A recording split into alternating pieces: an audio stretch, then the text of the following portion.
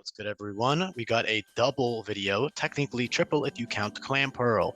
Reason being, they are super awesome and in-depth fitting buffs and changes as always, but they are similar enough to cover in the same video, thankfully. With that being said, there's a lot to talk about here, so I'm going to start off talking about Huntail and Gorebyss together, and talking about the traits that they now share. So, both of them have a dual typing now, and both of them have access to the ability multi-scale, as well as some really important stat boosts.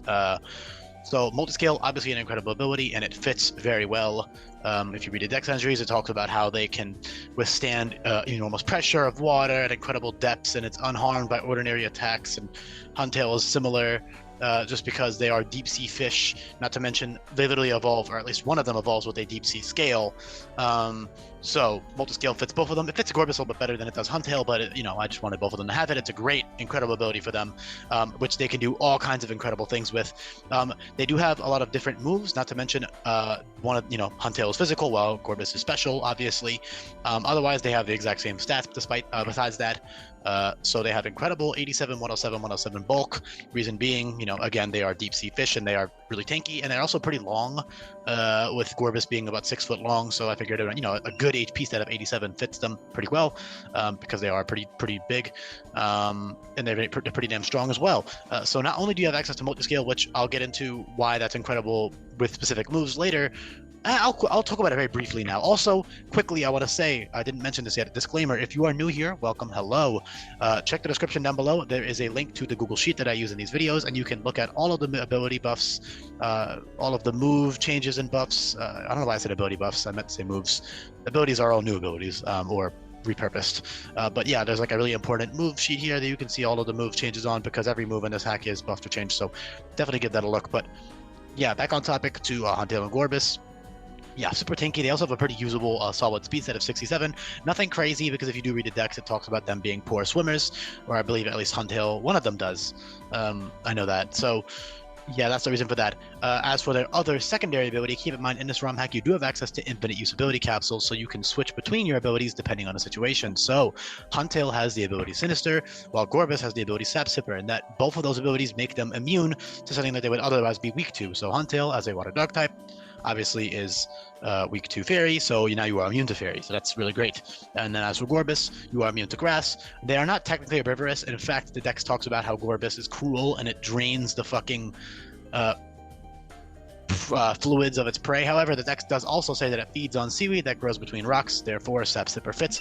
Not to mention the pun of like sipping the life force from them also works, but mostly it's because of that dex entry about the eating seaweed between rocks. Also just because I wanted both of them to have another good ability besides multi-scale. And keep in mind, I do have to keep in mind that I have to keep in mind the overlap with other Pokemon of the same typing. For example, with Water Psychic, there's Starmie, Slowbro, Slowking, Bruxish, and a couple of new ones like Golduck and more. And then Huntail, same thing with Water Dark. There's a good amount of Water Darks and Water Psychics. So yeah, not to mention with Gorebyss, I did want to do a Water Psychic. So I actually initially had Water Fairy planned, but I realized that Water Psychic is a little bit more fitting, given the dex entries about Clam Pearl's Pearl. Like all of the dex entries talk about how its Pearl amplifies psychic power when it's held, and especially when it evolves. There's something about hold on. Something about evolving. I don't know. Yeah, the pearl it creates upon evolution is said to be infused with a mysterious energy. It's said to amplify psychic power, blah, blah, blah, blah, blah. So, yeah, when it evolves, it makes a mysterious pearl that amplifies psychic power. So there you go. That's why Gorebyss is the Water Psychic, and then Huntail obviously fits being Water Dark, just given on its design. It's a deep sea fish that is all mean and angry, and it lures the opponent with its tail and stuff, so that's very, very fitting. They also both have some incredible moves to abuse with multi-scale. Not to mention just having multi-scale in general is great, weakness policy, multi-scale, whatever it may be. You will be using Sinister or Sap Sipper in niche situations. Basically, I'd say about 30% of the time you'll be using those abilities, while the other 70% you'll be using multi-scale, just because it's a much more general ability, while Sap Sipper and Sinister are pretty situational, but that's not a bad thing because you have infinite ability capsules, so that's awesome. Clan Pearl is also technically viable. I'll quickly touch on it right now, but I don't really give a shit about it. It has the same defensive stats, so that's really awesome. It can use a Violite and be really tanky, or it can use Deep Sea Scale to have insane special defense, or Deep Sea Tooth to have insane special attack. You can use that with Bubble Shot with Deep Sea Tooth, and you're really, that's priority, so that's really great. You can also do Shell Smash, but you're not really that quick, so it's kind of hard to pull it off. Something like Calm Mind with Deep Sea Tooth or Scale or Violet would be better with Rehydrate. Rehydrate being reliable recovery, water type recover, which of course Huntail and Gorebyss also get. Speaking of recovery, Gorebyss gets plenty of recovery moves given the fact that it saps the life force from its opponents and it drains their fluids. That's why I gave it Strength Sap, and Strength Sap plus Multiscale is fucking incredible. Strength Sap Multiscale plus Calm Mind, for example, is super evil. I love that. Not to mention Strength Sap plus really anything else is just great. It's just a great healing move. It works great with Multiscale and with Sap Sipper, of course, but especially with Multiscale. So that's awesome. So while Gorebyss has something like Sap Sipper, Huntail has stuff like Mesmerize. Mesmerize being a 100% accurate sleep move. Reason being, he has a little tail lore and he has the eye spots all over him, and his dex entries talk about how he can see really nicely and whatever. And I just feel like it fits his vibe. So also I did go back and give Masquerade Mesmerize quickly. I'll mention that now. I pinned a comment on that video as well, but I forgot to do that. But yeah, that's an also 100% accurate sleep move that always lasts 2 turns. So you can click Mesmerize with Multiscale, and you can get off a guaranteed Dragon Dance, which is great with 6-7 base speed. After +1, you will be pretty quick. +2, you're even quicker. +1 speed with max investment will outspeed most things in game. Obviously, Choice Scarf is not used on AI because they don't know how to use it unless it's on a Tinted Lens Pokemon or a Pokemon with like a bunch of switch moves, like Volt Switch, U-Turn, Parting Shot. But otherwise, I won't give. Scarf is not the most common item on trainers. There's better items, so you don't have to worry about Choice Scarf speed tiers. Excuse me. That being said, though, you can do a bunch of other awesome stuff with Multiscale. So not only can you set up with Swords Dance or Dragon Dance or Coil on Huntail. Coil is also really great for Huntail with healing moves, as well as inaccurate moves such as Wicked Blow, Surgic Strikes, Aqua Tail, Hell Thrust, Stone Edge, Power Whip, and more. So that's really nice. While Gorebyss can abuse, again, Calm Mind, Nasty Plot, that kind of stuff. Not to mention, you can also Baton Pass stuff like Coil, Amnesia. They have so much awesome, cool shit to do. There's really a lot, and it would take forever for me to go through every single little one. Something else you might be noticing or eyeballing is the fact that they do get Shell Smash. So you either get Shell Smash, at level 55 as Clan Pearl. So say, for example, you have it sitting in your PC for most of the game.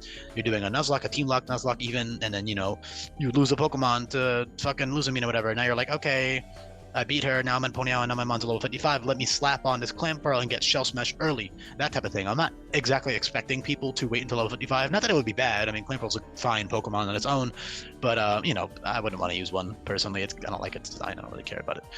Great Pokemon, though. I mean, it's great items for it and good stats, but, you want to use the cool evolutions for sure.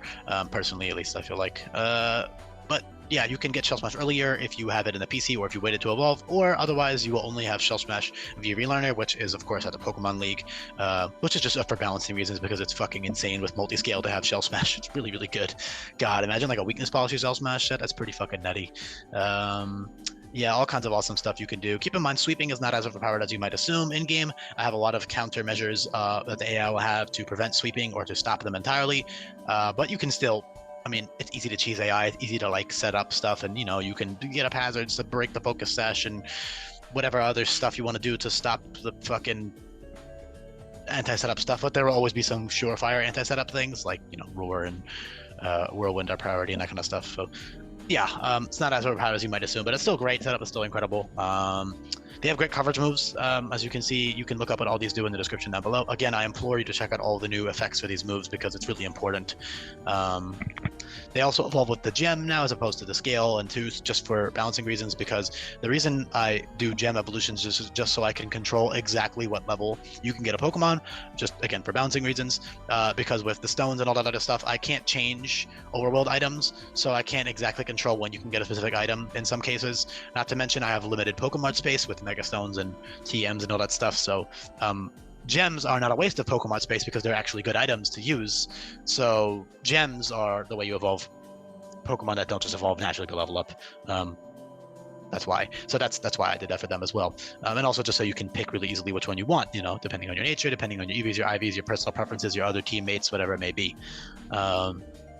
I personally would love to use both. That strength up is so cool. Another really important thing that they have. So now you also have Shell Smash plus Power Trip or Stored Power, which are both stab moves. Not to mention those are both 3 PP moves that give you +1 attack or special attack each time you click it. So stab Power Trip after a Shell Smash is what, +2, 2, 2. That's 8 boosts, 6 boosts, excuse me.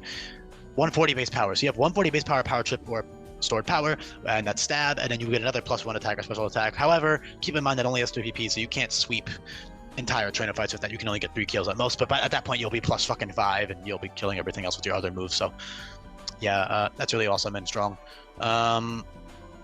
You have the Acclimate, which is really nice before about 5 levels or so before you would get Shell Smash, which is nice. And also it could be situationally better than Shell Smash because it does give you bulk. So for example, on Gorebyss with Strength Sap, you actually might want the Acclimate, not to mention the Acclimate on top of giving you the Omni boost also changes your type to match whatever move you have at the top of your move set. So you can get stab on any of your moves, which is really, really awesome and good and useful, and has a lot of customizability for specific trainer fights. You can, become a grass type with Giga Drain or whatever it is, okay? Whatever type you want to become to sweep that fight or to get the best outcome for that fight. Draining Kiss, whatever it may be. All that stuff is really cool. You can get stab in any of your moves. So the Acclimate is definitely situationally a lot better than Shell Smash. However, Shell Smash is still obviously incredible because of the +2 as opposed to +1 only. Not that +1 is bad because, again, I covered earlier that 67 speed at +1 is good. Again, you can also run something like Agility Weakness Policy, Multiscale, all that kind of stuff. These guys are just fucking sick. Really fucking strong, good Pokemon. Great for utility. Again, you have like Multiscale Parting Shot, all kinds of other utility moves, so they can fulfill all kinds of roles for your team. Again, keep in mind in this ROM hack, not only do you have access to infinite usability capsules, you also have instant EV training, so you can just switch your EV spreads around and your TMs and your tutor moves and your items and really just go to town with all of the strategic options you have at your disposal. Gorebyss does get Dreamy Kiss as opposed to Huntail's Hypnosis and then later on Mesmerize. Dreamy Kiss being 85% accurate, which is pretty good. And that works cool with like Dream Eater and just setup in general and multi-scale. These guys are just fucking sick. I love them. Really awesome buffs here. I don't know what else to say. I think everything else is pretty self-explanatory. There's a couple other little niche things I could talk about. They have other good utility moves and then other stuff, but I'm not going to get into every single little nitty-gritty option they have. You guys can figure that out for yourself by looking at it and looking at the sheets down below. So I'll leave it off there, honestly. I'm going to try to keep these videos briefer because I noticed they perform better when I leave them like around 10 minutes or so, 15 to 20 tops.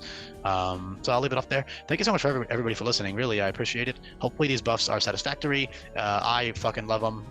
Really, really fucking sick Pokemon here. So yeah, thank you so much, everybody. Make sure you leave a comment down below. That would help with the algorithm, as well as dropping a like. And if you are this far into the video and you didn't subscribe yet, definitely subscribe. That would be very handy for me, and it would help, support the channel. So thanks, everybody, and I'll be back for more later. Bye. Hopefully, let me just quickly check I didn't forget anything. I'm pretty sure I got everything covered. Baton Pass, multi-scale is pretty great, although Baton Pass is negative priority, so you can't like Shell Pass or anything, at least guaranteed anymore because it is negative priority for balancing reasons. But other than that, yeah, that's about it. I think I covered everything else. I mean, you got all this coverage and shit. You guys can figure it out for yourselves. Thank you, everybody. Bye.